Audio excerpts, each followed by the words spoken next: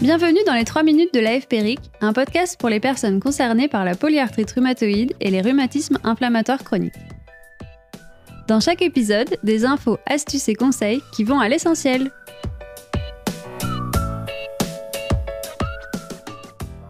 Aujourd'hui, dans notre série Rhumatisme inflammatoire chronique et fatigue, Florence, atteinte de polyarthrite rhumatoïde, nous raconte comment elle a appris à cohabiter avec la fatigue. Les origines de la fatigue en ce qui me concerne, premier point, c'est la maladie. La maladie qui provoque des douleurs, des inflammations et qui m'empêchait de dormir la nuit, en tout cas au début, les premières années.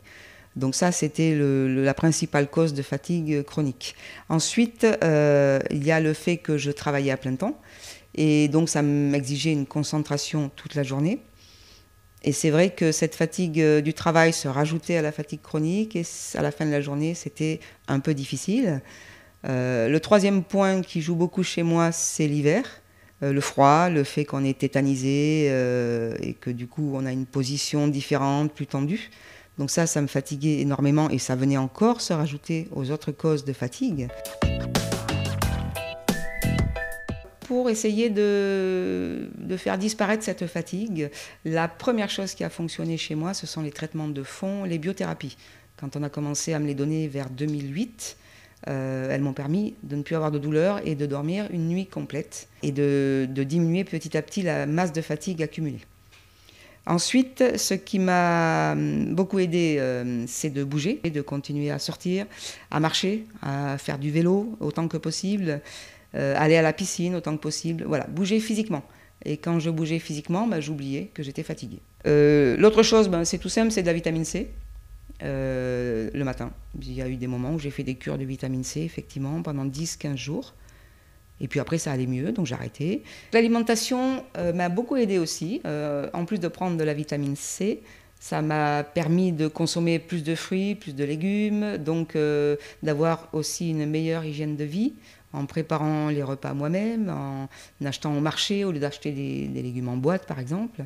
Voilà. Et c'est un tout qui a fait que, en menant une vie plus saine, plus régulière, en se couchant plus tôt, avec les horaires plus corrects, ça m'a permis aussi de me sentir un peu mieux. Aujourd'hui, le bilan, après 25 années de polyarthrite, c'est d'une part la vision qu'en a l'entourage. La fatigue est considérée soit comme quelque chose de normal, soit ils ne comprennent pas en fait ce qu'est une fatigue chronique.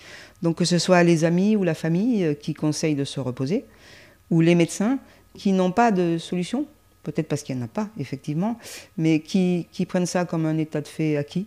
Et voilà, qui disent vous êtes fatigué et c'est tout, ça s'arrête là. Malgré tout, depuis que je prends des biothérapies, cette fatigue a sérieusement diminué, voire même disparu pour la plupart du temps. Je suis plutôt heureuse maintenant de pouvoir faire des projets, de pouvoir vivre normalement, de pouvoir sortir sans me dire je vais être fatiguée, il vaut mieux que je reste chez moi. Par contre, il m'arrive de rester chez moi, effectivement, quand même, certains week-ends, ou de faire une sieste quand je le peux, pour récupérer un peu, pour recharger les batteries, parce que même avec les traitements, c'est une maladie qui fatigue quand même encore. Et en fait, j'ai toujours mon petit tube de vitamine C à la maison. Voilà, et avec ça et des horaires réguliers, j'arrive à vivre normalement. Merci Florence pour tous ces conseils. Nous remercions également le laboratoire UCB qui a apporté son soutien institutionnel à la réalisation de cet épisode. Ça vous a plu ? N'hésitez pas à vous abonner, liker et partager notre émission. Pour plus d'infos, rendez-vous sur www.polyarthrite.org.